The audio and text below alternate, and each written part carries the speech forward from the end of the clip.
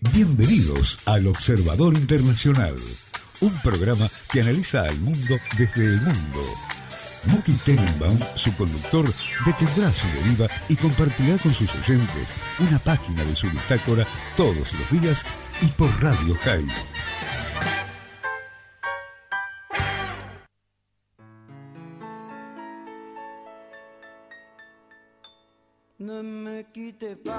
Buenos días, Muki, ¿cómo estás?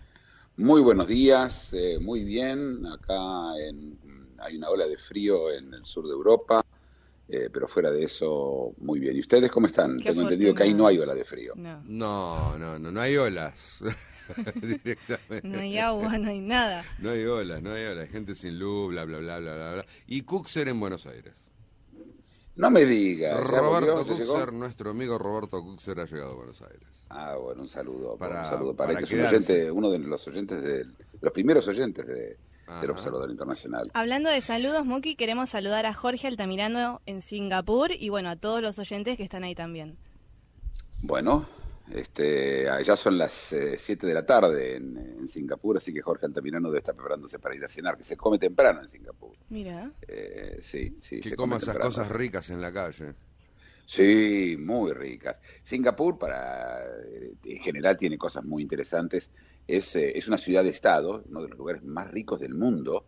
Y la historia de Singapur, que la comentamos cuando hablamos de Malasia en su momento, es también interesante. Singapur, para que nos ubiquemos, está muy cerca del Ecuador, en el sudeste asiático. Ahí tenemos varios países, ¿se acuerdan? Está Tailandia, está Malasia, está Vietnam, Laos, Camboya. Singapur está en la puntita así de esa península, de esa gran península que es el sudeste asiático, y como dije, está muy cerca del Ecuador. Fue una colonia inglesa, al igual que Malasia lo fue, pero a diferencia de Malasia estuvo habitada por inmigrantes chinos. Y de hecho, étnicamente, la gran mayoría son de la etnia china. Es, digamos, uno de los tantos estados chinos, o el único por lo menos que China reconoce como independiente, porque Taiwán y Hong Kong, por supuesto, Hong Kong porque es parte de China y Taiwán por la discusión que hay entre los dos, pero tuvo una historia muy especial. Cuando en el año 59 los dos países, Singapur y Malasia, se independizan uno del otro, los singapureños mucho no querían estar con los malayos, recordemos a los Bumiputra, a los musulmanes en Malasia, que obligan a todas las minorías a hacerlas socias, a tener socios malayos, socios islámicos como mayoría, y en ese sentido es un lugar distinto al resto. Singapur no. Singapur fundada por un chino también, Lee Kuan Yew, él empieza una reforma brillante, pero dictatorial, de la vida de los singapureños. Primero de todo decide sacar todas todos los errores que él considera que la gente tiene, y empieza con una ingeniería social, pero en vez de ser una ingeniería social comunista, es una ingeniería social capitalista, y básicamente obliga a la gente a comportarse en forma lo que él consideraba civilizada. Él está educado en Inglaterra y quieren que sean como los ingleses. Hay un idioma que es como el lunfardo en Buenos Aires, o el creol en el Caribe, o el papiamento, que son idiomas que tienen origen en otro idioma y que toman vocablos locales, ¿sí? Así es el lunfardo en Buenos Aires, el papiamento, que tiene su origen en el holandés, y el creol, que lo tiene en el francés, y se crea un idioma local. Allá existía lo que ellos llamaban el Chinglish, como usar la palabra china y English, Chinglish. Y él decide erradicar el Chinglish porque así no se habla inglés. Y los obliga a todos a hablar inglés como se debe. Y entra en la vida privada de cada una de las personas, donde, por ejemplo, estaba prohibido el chicle. Está básicamente, los chicles se venden en farmacia solamente y con receta. En su momento estaban prohibidos los chicles. Y si vos te agarraban con un chicle entrando a Singapur, te metían una multa muy grande y te sacaban los chicles. También decide combatir el tema de las drogas con pena de muerte, básicamente para cualquier cosa en drogas. El uso, fumar una marihuana, un cigarrillo de marihuana podría costarte 4 años de cárcel más 100 latigazos. Y el tema de los latigazos se usa como castigo hasta el día de hoy. Hasta el día de hoy están incluidos los latigazos en un país que no es islámico, que no tiene una historia de latigazos. Ahí se pega en vez de con un látigo, la verdad, con una vara, ¿no? Con una vara en la espalda, una cosa bastante cruel. Hubo en su momento un estudiante norteamericano que estuvo de visita en Singapur hace 20 años y puso unos grafitis en la pared y recibió 1000 golpes de vara, lo cual armó un escándalo muy grande y puso en riesgo las relaciones entre Singapur y Estados Unidos. Estados Unidos es un aliado muy importante de Singapur, pero aún así Singapur se negó a aceptar los pedidos de Estados Unidos y lo castigó. No hay lugar para como diría yo, para la misericordia en el estado de Lee Kuan Yew, que sigue siendo su hijo hoy el que gobierna, por elecciones, siempre por elecciones democráticas, y esto hay que reconocer, pero sacan el 90% de los votos, incluso con supervisores de distintas partes del mundo para ver que no haya fraude. No hay fraude, la gente quiere ese gobierno, que además le trajo una prosperidad increíble. Es decir, Singapur es, como dije yo, uno de los países con el PBI más altos del mundo. Es una ciudad, ¿De qué es viven? muy linda la ciudad. ¿Cómo? ¿De qué viven? Bueno, viven de muchas cosas. Primero tiene un sistema bancario muy desarrollado y muy confiable.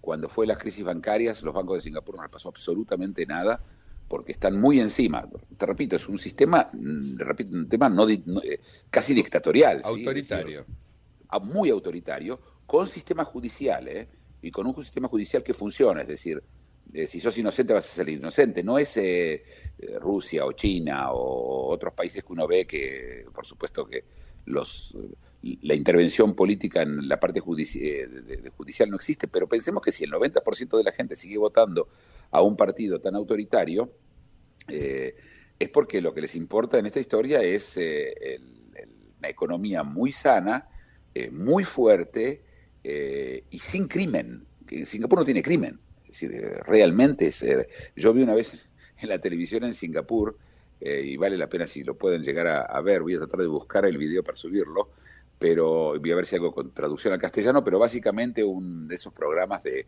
los más buscados, y es un tipo que robó, no sé, creo que un paquete de galletitas en algún lugar, y lo muestran como si fuera un gran asesino serial que lo van buscando y van golpeando las puertas y entra la policía y se lo lleva. Todo por un paquete de galletitas o no sé, una cosa directamente lo que sería un hurto, ya la palabra robo ni entra en eso. Es un país sin crimen. Es una ciudad, esto hay que entender, no es un país, es una ciudad. Uh-huh. Es decir, cuando vos salís de la ciudad entras en Malasia. Y es una ciudad que es una especie de Suiza, entonces. Es una especie, claro que sí, por supuesto, es una especie de Suiza en muchos sentidos. Uh-huh. En el sentido que están los bancos, tiene un puerto, el puerto de Singapur está considerado el puerto más importante de Asia, es un puerto de containers y que trabaja, por supuesto, con todo el resto de los países alrededor, que es el lugar confiable, donde si vos tenés querés invertir en países como China o en Indonesia, vos tenés miedo que mañana, viste, cuando llegues a la corte en Indonesia y en China van a hacer lo que dice el gobierno, especialmente en China, cosa que era cierta. Entonces, es el lugar donde cuando se hacían acuerdos internacionales con compañías chinas, se decidía que si hay juicios, se van a hacer en Singapur. Uh-huh. Y por última pregunta que te hago, Muki, discúlpame. No, me encanta, me parece bueno, es interesante, dale. Dijiste que era el fundador, era un chino, pero no son de profesión musulmana. No, de religión musulmana, claro, no es una profesión, sí. Los musulmanes todavía. Profesan la fe musulmana. Profesan, sí, no profesan la fe musulmana, es cierto, tenés razón. Y estos muchachos, digamos, los singapureños, ¿tienen fe? ¿Son confesionales? ¿Un estado confesional o no? No, cero confesional, cero confesional. Les importa, hay total libertad de cultos, hay una comunidad judía muy fuerte en Singapur, hay una comunidad musulmana, hay hindis, tienen en la ciudad de Singapur hay una zona que es la zona donde viven los hindúes, los indios. Uh-huh. Pero es un paraíso, ¿Cómo? Entonces, salvo los únicos que la pasan mal son los que comen chicle. Claro.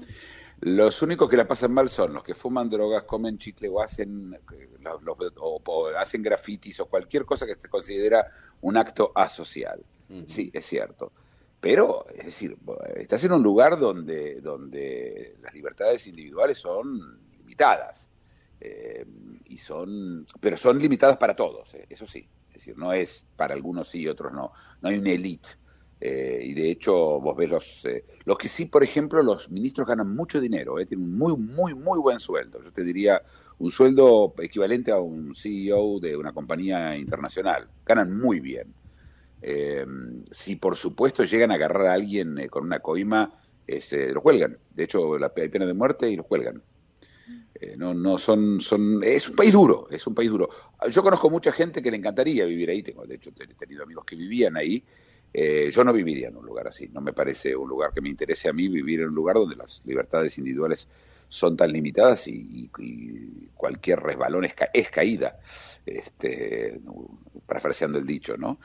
Hay algo más que hay que tomar en cuenta sobre Singapur, y es que como tiene un dólar, el dólar de Singapur, que es más o menos un dólar de americano, es $1.50 de Singapur, más o menos, una moneda extremadamente estable, hay mucha gente que invierte en esa moneda, si bien no es de la primera línea de monedas, como yo ya muchas veces expliqué, la libra esterlina, el euro, el dólar y el yuan, está en la segunda línea de monedas, que incluye el Hong Kong dólar. Hong Kong tiene su propia moneda, aunque esté en China, tiene su propia moneda, el Hong Kong dólar, que está pegado al dólar americano, al mejor estilo de la convertibilidad en Argentina, pero que es extremadamente confiable como moneda.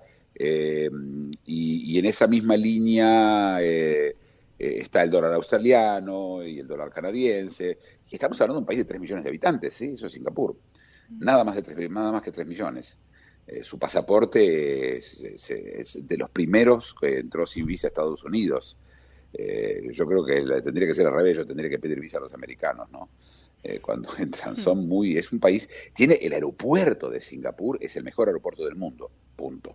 El que estuvo, y entre los oyentes alguna vez estuvo, es increíble, tiene una pileta de natación adentro del aeropuerto, cines, por supuesto, pero como tiene mucha gente que viene, que usa la mejor compañía aérea en el mundo, que es Singapore Airlines, que llega a Brasil, no llega a Buenos Aires. Es la mejor del mundo.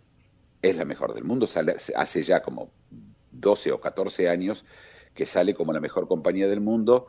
Ahora se le están acercando un poco Emirates, la compañía árabe de Qatar, y Oman Airways, pero la mejor sigue siendo, yo tuve el gusto de volar en Singapore Airlines, y es de no creer. Es decir, para que tengas una idea, las azafatas, cuando uno usa el baño, cuando sale, antes que entre otra persona, viene la azafata y limpia el baño. Wow. Detalles, ¿sí? Por supuesto, comidas, bebidas, todo el tiempo. Pues estás sentado, son vuelos largos a Singapur, recordemos que está en el fin del mundo, es decir, a menos que vos vengas desde Asia, los viajes son muy largos. Llegó a tener el vuelo más largo del mundo, de 18 horas y 50 minutos, el New York-Singapur. ¿Sabés lo que es estar 18 horas y 50 minutos sentados en un avión? Yo te digo, yo he hecho viajes largos, pero es durito. Aún así el servicio es excelente. La business, que yo llegué a viajar y usando millas hasta viajé en primera, la primera es directamente no te querés bajar del avión. Eso te iba a preguntar. ¿Ya llegamos? No quiero llegar. No podemos volver y volvemos a empezar. No te puedo explicar lo que era la comida. Tenían ya pantalla, viste, cuando apareció la televisión HD, ellos ya tenían HD en el avión. Es decir, y tienen 700 películas, ojo, con mucha censura, porque la pornografía en cualquier forma también está prohibida en Singapur. Tiene un diario, por ejemplo, el periódico más importante de ellos, que se llama Straits Times, que quiere decir el diario, el tiempo del estrecho, porque está en el estrecho de Malaca, entre Singapur e Indonesia. Tiene un diario buenísimo, pero bastante limitado, y jamás habla mal de nadie, ¿sí? Del gobierno, etcétera. Pero si llegan a agarrar a alguien, acusarlo, puede llegar a pasar. Pero no hay escándalos. No hay escándalos porque cuando los agarran, te digo, dura muy poco la persona. Es un país que decidió entregar libertades a cambio de una vida apacible y segura. La propiedad es de las más caras del mundo, es muy caro Singapur, que como dije, es una ciudad-estado y nada más, es decir, no hay mucho lugar. Hicieron una playa, ellos no tenían una playa, hicieron una playa artificial. Ellos tienen un teleférico, con el cual te tomas el teleférico y vas a la playa, y en la playa artificial tienen un zoológico al lado de la playa. Y cuando yo fue en mes de julio, había un cartel que decía, un cartel escrito no a mano, ¿sí? Un cartel, atención, durante el mes de julio, el acceso al zoológico, no hay acceso al zoológico, ya que los animales están de vacaciones. Ah, mira. Fantástico. Y yo ya me imaginaba a los animales sentados en una playa en Bora Bora o en Punta del Este, ¿no? No, pero aparte lo gracioso es que ya los animales ya están desnudos para ir a una playa nudista. Claro. Ya es cierto, pueden ir a playa no nudista. No tiene ningún problema. Claro. Pero es un lugar, la comida es tan variada, porque hay de tantas etnias. La comida yo fui a comer, por ejemplo, el restaurante hindú del sur de la India, que se llama Banana Leaf, que es muy conocido mundialmente. Fui a comer ahí una comida excepcional. Una curiosidad, no te sirven en un plato, sino en una hoja de banano. Ay, es decir, no. y se come con la mano. No hay cuchillo, no hay tenedor.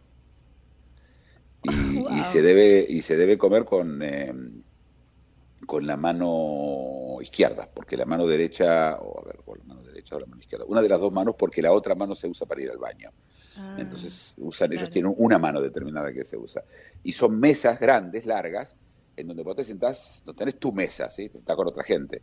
Te ponen una hoja de banana gigante, te traen unos cosos y vos vas pidiendo la comida y te la van poniendo con una cucharón y vos vas comiéndolo con la mano.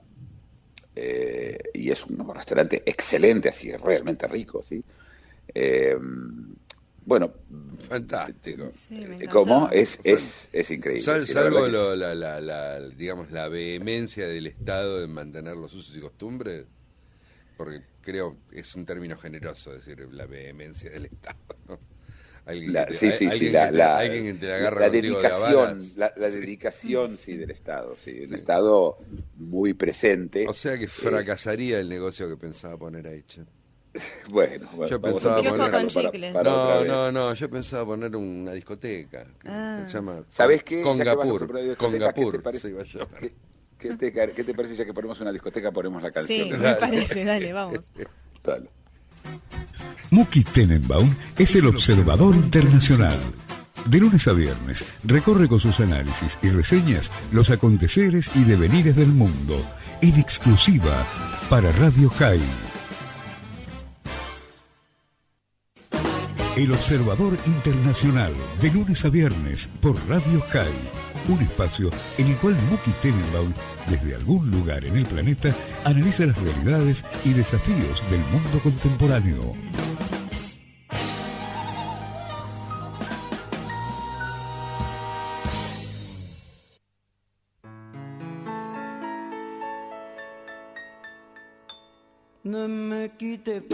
Lindo tema, me gustó. Bueno, lo canta Joan Baez, que fue la cantautor insigne del movimiento antibélico de Vietnam, contra la guerra de Vietnam, ¿sí? Mirá. Sí. Muy lindo. Estuvo en Buenos Aires en ocasiones con motivo de la defensa de los derechos humanos. Inclusive. Sí, bueno, ella fue un emblema en muchos sentidos. Me recuerda un cartel que había en esa época en las universidades americanas, que decía, porque el lema de Estados Unidos era hacer la guerra por la paz, ¿sí? Luchar por la paz.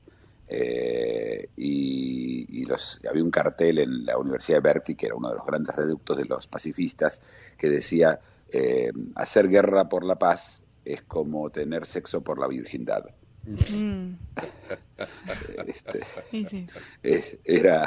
Era muy, muy bueno el dicho en Berkeley. Bueno, ¿le puedo atraer la mirada hacia el sur, don Muki? ¿Cómo no? ¿Le puedo hacer así? Hoy agarro el diario como de costumbre y veo, ¿no? Se crece la brecha entre el de oficial y el blue. Dije, agarré el diario de hoy. ¿no? Porque esto no era una cosa que uno solía leer teóricamente en este último periodo, o es la promesa del periodo. ¿Qué está pasando? ¿Por qué en un mercado que presuntamente libre hay brechas entre el oficial y el blue? No, creo que te estás confundiendo entre un mercado libre y un mercado no oficial, que no es lo mismo. A ver. Y te explico cuál es. El Estado lo que hizo fue el famoso concepto de sincerar la economía, y dijeron, bueno, de ahora en más el mercado va a ser el que va a decidir el precio del dólar, lo cual parecería que hasta ahí estamos bien, pero lo hizo con limitaciones, varias limitaciones. La primera, que para poder comprar dólares había una limitación de comprar en cash hasta $500. En cash, y el resto, en cash sin identificarse con todas las identificaciones. Sí. Y el resto no. Es bancarizado. Entonces, los que quieren comprar dólares y tienen la plata negra no pueden ir al banco a hacerlo. Exacto. Entonces tienen que ir al mercado blue. Lo cual estaba bien, digamos, como criterio. ¿Cómo? ¿Qué es lo que estaba bien como criterio? Que se compre con dinero bancarizado en una sociedad. No sé si bien y mal. Yo lo que estoy diciendo en este momento, vos me preguntaste por qué hay diferencia entre los dos. Ajá. No es una valoración. No, estoy pensando yo, Sí, es simplemente pragmática. Lo que pasa es que en la Argentina, como en todo el mundo, pero en la Argentina bastante, hay mucho dinero que se mueve en el circuito negro. ¿Sí? Teniendo tasas de impuestos tan altas, la gente sigue. Primero, aunque mañana bajen las tasas de impuestos, el dinero que es originalmente negro tiene un problema, y es que no puede entrar al circuito blanco, por eso está el lavado de dinero. El problema es que no entra en ese circuito, entonces se mueven en dos circuitos distintos, como dos países distintos. Si uno quisiera solucionar el problema, tendría que hacer una amnistía, cosa que por supuesto va a hacer enojar a todo el mundo por todo, como decía una vez la nota, decía, yo pago todos los impuestos todos los meses, y al final viene alguien que no pagó y a él le dan una tasa menor que la mía. Ese es el premio. Pero bueno, eso es una discusión larga, pero en teoría se hace una amnistía, se dice, bueno, todo el que tenía dinero blanco, negro, puede ahora blanquearlo todo, y después el que no lo haga, bueno, lo vamos a perseguir y no sé cuánto. La verdad que todo eso mucho no sirve y no mucho funciona y permite hacer más negocios que otra cosa. Hay una bicicleta financiera en este momento en Argentina que es mucho más preocupante que eso, que la diferencia entre el negro y el blanco, y tiene que ver con el dólar y los futuros. Lo que la gente está haciendo en este momento, a ver, para que el gobierno argentino, y estoy entrando en temas argentinos, pero son generales, para que el gobierno argentino se le disparó la inflación, para evitar que se dispare la inflación y se dispare el dólar, lo que hace tiene que subir las tasas. Es decir, un tipo que tiene hoy $1.000.000 le dicen, no, mire, mejor póngalo en el banco a que compre dólares, porque la tasa de interés es mejor de lo que el dólar le va a dar. Y se va subiendo las tasas hasta el momento en donde la gente realmente hace eso. El problema es que además hay un mercado de futuros que está tomado en cuenta según el diferencial de tasas, de tal forma que conviene comprar, depositar la plata en pesos, comprar futuro en dólares, y al final de la operación hay una ganancia del 20%, del 15% anual, dependiendo cómo se invierta. Yo podría ir en detalles de este tema, pero básicamente está tomando en cuenta el desfasaje entre la tasa de interés y la expectativa de devaluación.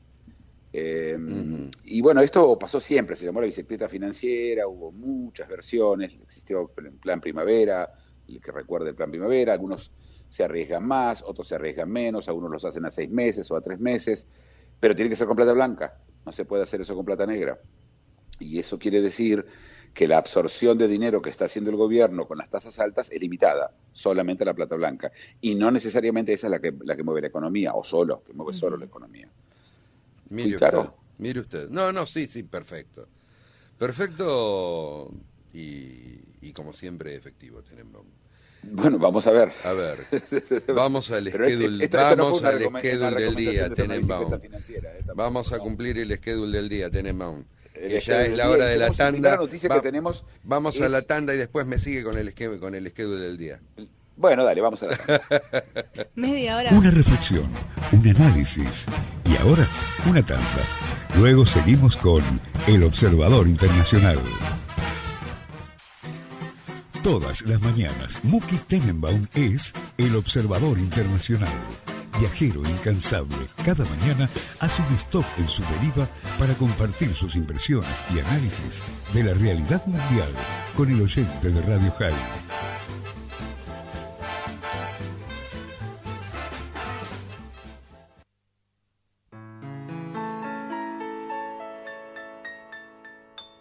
No me quite pa. Bueno, ahora sí empezamos con lo que habíamos programado, ¿no? Bueno, sí, la verdad es que la programación viene como siempre, en muchos casos, de las últimas noticias. Y las últimas noticias son dos temas muy interesantes, dos tienen que ver con Rusia. El primero de ellos es que Rusia, que está bombardeando en Siria así masivamente, y no contra ISIS, sino contra los rebeldes de Assad, lo que creían de que Rusia iba a bombardear a ISIS, por supuesto, era un sueño, ¿sí? La gente, Kerry me causa gracia porque el ministro de Relaciones Exteriores, el secretario de Estado, así como es llamado en Estados Unidos, John Kerry, está sorprendido por qué hacen eso los rusos. Pero ayer los rusos bombardearon con misiles un hospital en Siria que estaba manejado por Médicos Sin Fronteras, probablemente la organización que yo personalmente más respeto a nivel internacional. Y mataron, hay decenas de muertos, hay chicos, etcétera. Los rusos, por supuesto, niegan de que son ellos y exigen que se les dé la presunción de inocencia. Ellos creen que están en un juicio donde es una persona, donde el otro lado hay un Estado. A los rusos lo conocemos todos, sabemos quiénes son y bueno, no exactamente son gente delicada. Y probablemente tenga esa historia. La segunda noticia que tiene que ver con Rusia es que por la caída del petróleo, Rusia estaba metida en situaciones económicas embromadas. Y bueno, recordemos que Rusia y Saudi Arabia están en bandos opuestos en Siria, es decir, Rusia apoya el gobierno de Assad, a los chiitas, ¿sí? Igual que Irán, es decir, son Rusia, Irán, China y Siria de un lado, e Irak, y del otro lado está Arabia Saudita, Turquía, Francia, Qatar, los Emiratos, todo un grupo que son los sunnis. Pero se sentaron a conversar rusos y sauditas, Rusia pidiéndole a Arabia Saudita que entre los dos, bajen la cantidad de petróleo que siguen produciendo para poder sostener el precio del petróleo. Y lo que ocurrió fue muy interesante, fue que antes de que se anuncie el acuerdo subió mucho el petróleo y cuando se anunció el acuerdo, por la naturaleza del acuerdo, bajó el petróleo. ¿Qué pasó? ¿Qué quedaron entre ellos? Bueno, quedaron que no van a aumentar la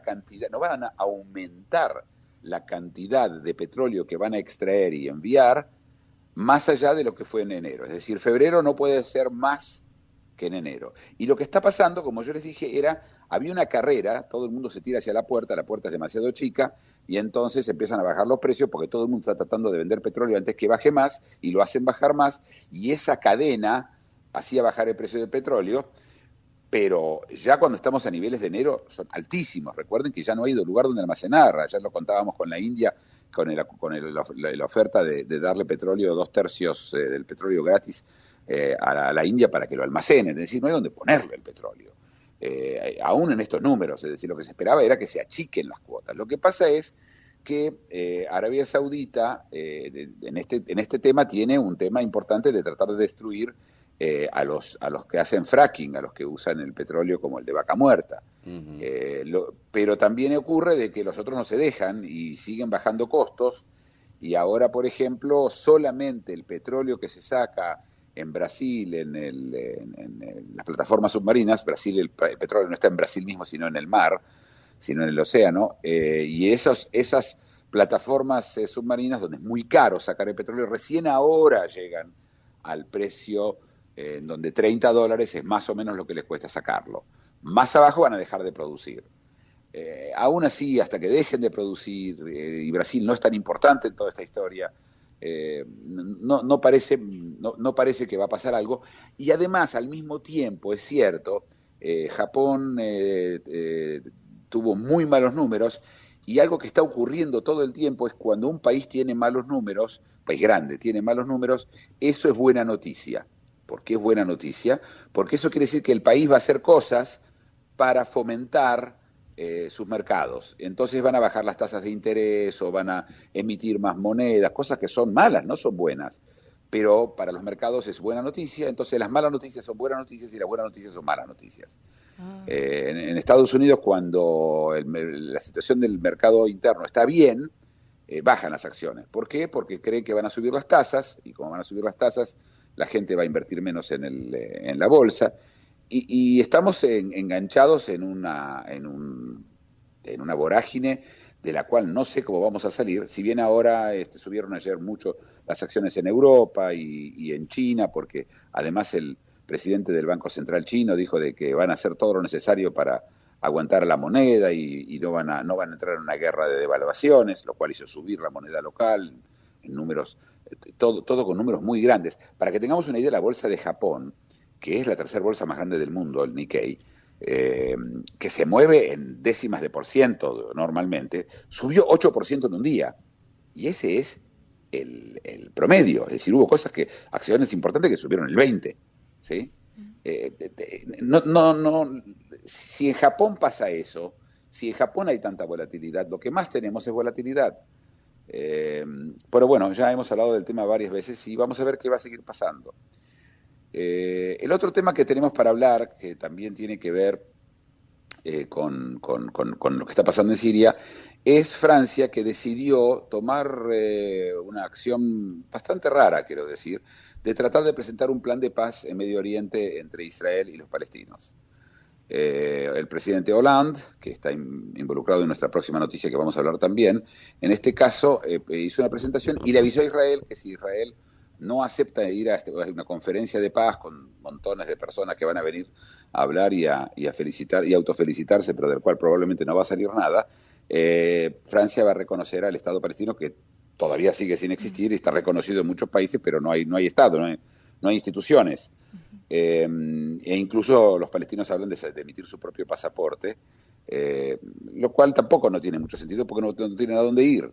No pueden salir, las relaciones con Israel son todavía limitantes y las cosas se están complicando bastante. La acción de Francia es utópica y lo único que va a lograr hacer es crear más problemas. Tiene que ver también con el concepto fallido, erróneo, demostrado muchas veces erróneo, que el problema es el conflicto en Medio Oriente y no todo lo demás.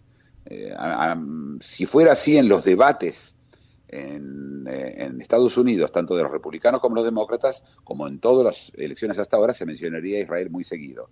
Y ahora Israel no existe en los debates. ¿Por qué? Porque está ISIS, porque está la guerra en Siria, porque está el conflicto dentro del Líbano, que en cualquier momento va a explotar, porque está Irak, porque está el tema de los kurdos, porque está el problema con Turquía, porque está el problema de Rusia, porque está el problema del petróleo, porque está el problema claramente, el tema no es hoy central y si alguno tenía dudas, lo veríamos en otros lugares en la prensa. Es decir, Israel está acostumbrada a estar siempre en la prensa, y no está. No aparece. Si ustedes agarran la prensa, pueden llegar a encontrar algo, pero se convirtió en un país más porque las otras cosas crecieron y se agrandaron y los problemas no se van a ningún lado, ¿no? Pero todo sigue pasando por Medio Oriente. Claro, pero la pregunta es ¿qué es Medio Oriente? ¿Qué si todo sigue pasando por Medio Oriente? El petróleo está en Medio Oriente, empecemos por ahí, ¿sí? El petróleo, la gran cantidad de petróleo está en Medio Oriente. Segundo, tenés un Medio Oriente recontra dividido y, a ver, los americanos, el otro día en el debate republicano para las elecciones primarias de South Carolina, en un momento determinado, los republicanos tenías que ver las discusiones sobre la invasión de Bush a Irak, si fue una buena invasión o es una mala invasión. Es una cosa de la historia, se terminó, ya no se puede desinvadir. La vida no tiene un vector hacia atrás, es hacia adelante, se terminó. Lo demás es conversaciones ahora. Trump decía, gastamos $2 trillones, perdimos 20.000 soldados, ¿y qué tenemos para mostrar como resultado? Y tiene razón, nada. Pero también le contesta el hermano de Bush y le dice, perdón, ¿y si no hubiéramos entrado? ¿Vos sabés lo que hubiera pasado? La verdad es que nadie sabe. No. Porque el Medio Oriente es un lugar muy fragmentado y la gente no lo entiende. Es muy difícil.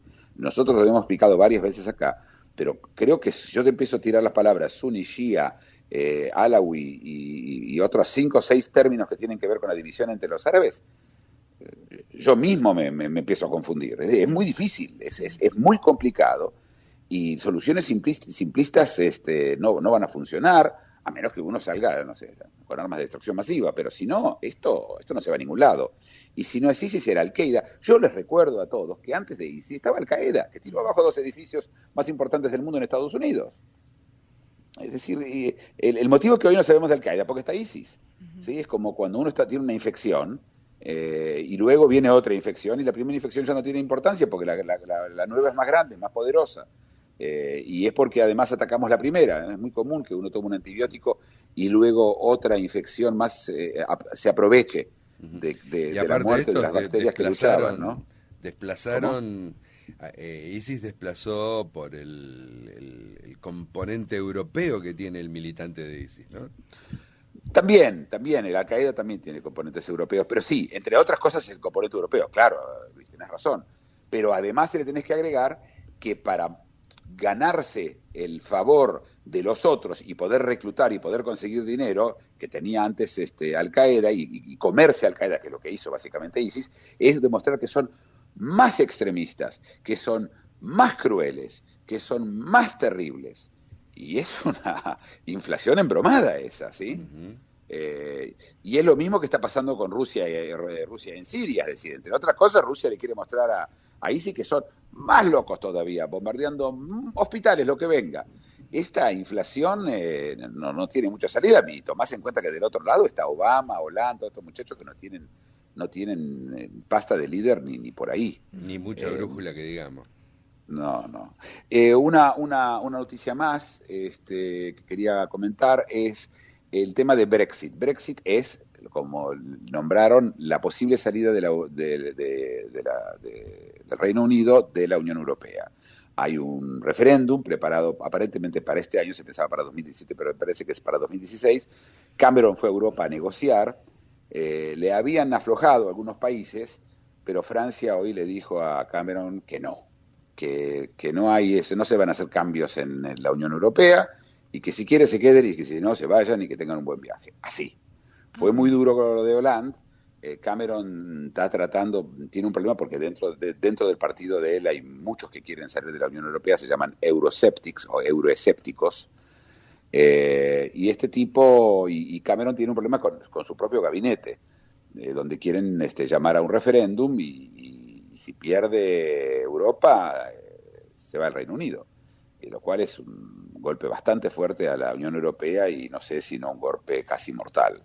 Vamos a ver a dónde nos va a llevar. Vamos a escuchar nuestra próxima canción y después tenemos temas también muy interesantes. Dale. De lunes a viernes, Muki Tenenbaum es El Observador Internacional por Radio High. Viajero incansable, cada mañana hace un stop en su deriva para compartir sus impresiones y análisis de la realidad mundial con el oyente de Radio High.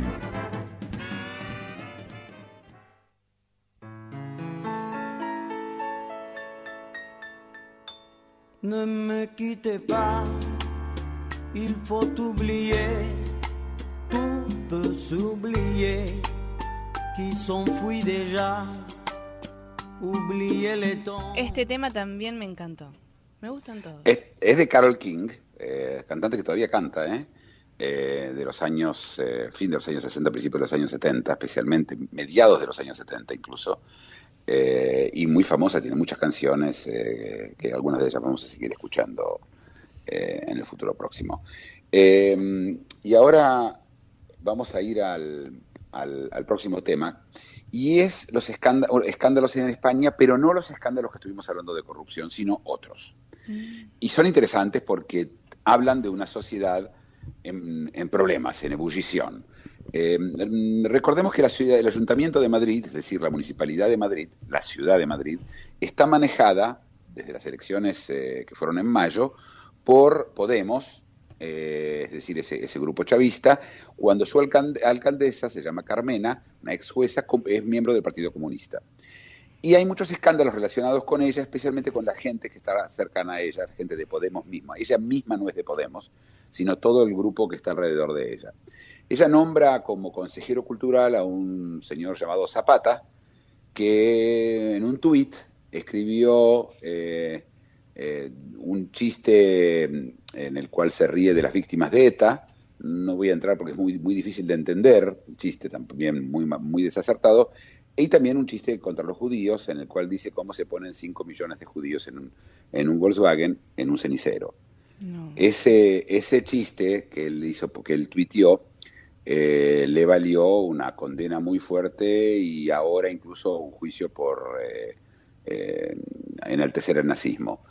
Me parece un poco exagerado, es un chiste, lo hizo en Twitter, lo hizo mucho antes de ser consejero de cultura, es de mal gusto, pero no va más allá.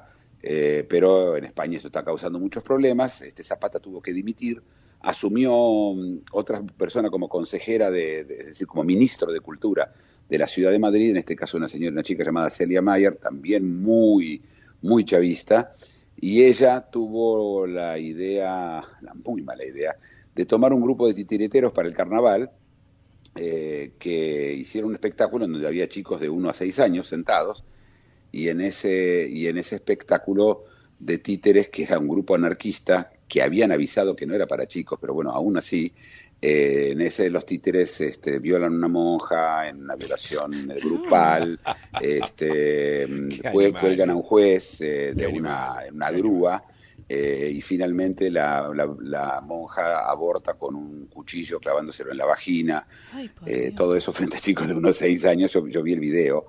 Imagínense la cara de estupor de los padres cuando veían eso. Ay, sí, me río porque es directamente. Pero de ahí, que fue una cosa de muy mal gusto, y entre otras cosas, en un momento, porque es una sátira, ponen un cartelito que dice Gora Alca ETA. Gora ETA es el grito pro-etarra de la ETA. La ETA, recordemos, es un movimiento terrorista que azotó a España durante muchos años con muchas bombas, murió mucha gente en sus bombardeos, murieron chicos, murió mucha gente, no solo policías, porque sino pusieron bombas en lugares públicos, causaron muchos daños la ETA. Y Gora ETA, y está prohibido enaltecer el terrorismo en España. Esta es una de las leyes que surgieron de esa época. Está prohibido enaltecer el terrorismo de ETA. Pero acá era un chiste, porque era Gora Al-Qaeda, o Al-Qaeda, ¿sí? Al-Qaeda. Querían hacer un chiste, dos chicos que claramente no tienen mucho sentido del humor, o por lo menos no, sí, es raro, no el humor del cual estamos. Pero ahí se desató una furia, y un juez y un fiscal los metieron en cana a estos chicos por enaltecer el terrorismo. En una obra de títeres, en un papelito que había chiquitito, es decir, una cosa realmente loca. Y estuvieron 5 días detenidos, 5 días detenidos por ti, y le sacaron los títeres. Y fue el tema central de discusión acá, que cómo se atreven a hacer sufrir a las víctimas, que está bien, que uno puede decir, y cómo, por supuesto, el Ayuntamiento de Madrid, que es el culpable de cómo dejan que estos titiriteros hacen esta obra, que es una obra no nueva, y de hecho está en el sitio de ellos de internet, es decir, claramente el que se equivocó fue el ayuntamiento. Estos son 2 chicos anarquistas que lo que les gusta es hacer una sátira, que me parece perfecto, cada uno hace la sátira que se le da la gana, pero como el cartelito ese es un papelito que tiene un títere, que realmente hay que mirarlo con lupa lo que dice, y lo metieron 5 días en cana, una cosa totalmente desproporcionada, y que está causando unas discusiones terribles. Por supuesto, Podemos aprovechó esto diciendo qué clase de Estado vivimos en el cual ahora no hay libertad de expresión, y bueno, una discusión sobre qué es libertad de expresión que nunca se termina. Sí. Pero si eso no alcanzaba, hoy mismo salió una noticia más desopilante. Una discoteca en Valencia sacó para atraer a la gente, ¿no?, a una chica vestida de enfermera, diciendo vení que te vamos a curar. Una cosa así media sexy, ¿no? Ella, por supuesto, vestida de enfermera con grandes pechos. Hasta ahí, digamos, sí. Lo que conocemos. Lo que uno conoce, etcétera. Bueno, la Fiscalía los va a incriminar por propaganda machista. Y No. si eso no te alcanza, No le tiene nada que hacer, pidieron, no tiene otros problemas. y van a ser parte del juicio el sindicato de enfermeras y enfermeros, No. porque se está hablando mal de una profesión tan buena, de tan buena gente, y se usa eso para el sexo y para el machismo. Esto es real, salió en el diario de hoy. Pero Es lo que hablábamos el otro día, ¿no? Como esas leyes que salen también extrañas. Pero estamos hablando de España, de Valencia, una de las ciudades más importantes, de la Fiscalía. No es que vino un grupo de gente que exigió que no hagan, no sé, hay de todo, por supuesto. No, la Fiscalía, que claramente no tiene otra cosa para hacer, porque además todo el Partido Popular, se recuerdan, en Valencia, todo el Partido Popular está imputado por lavado de dinero, todos, los militantes, todos. Y estos se ocupan de una enfermera, y aparte dicen que es derogativo hacia la mujer vestirla de enfermera, y que están totalmente locos, es decir, claramente no, en mi opinión es una cosa de no creer, y habla de una sociedad en el que, claro, si metés titiriteros en la cárcel por 5 días por hacer un jugoso de títeres, que mal gusto y lo que quiera, pero claramente no para meter a alguien en cana, porque no vas a meter en cana a alguien que pone una chica vestida de enfermera que como objeto sexual que invita a la violencia de género. Yo no sé qué violencia, alguien le pega en general a una... Yo creo que es al revés, la violencia general es de la enfermera al paciente y no al revés, ¿no? Y tampoco es violencia. Sí, no, lo digo en chiste. Digo, sí, sufre más el paciente. La enfermera que te pone una inyección o no sé. No, me acuerdo de una canción acá de la Versuit Vergarabat que lo que espera es una enfermera del amor, ¿no? Ya no quiere el médico que lo cure, sencillamente que le quiere cure la el enfermera corazón. del amor.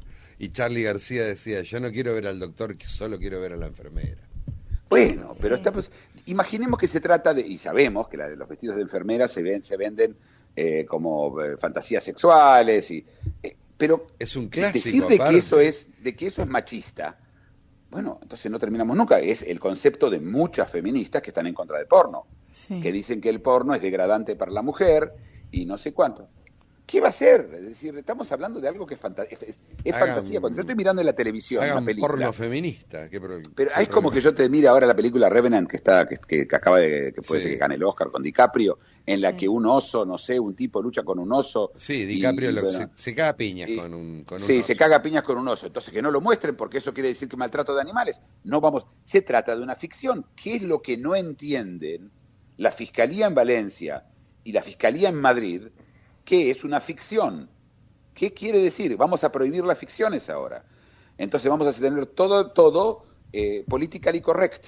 Es decir, vamos a ser correctos políticamente y no vamos a mostrar nada que pueda ofender a alguien.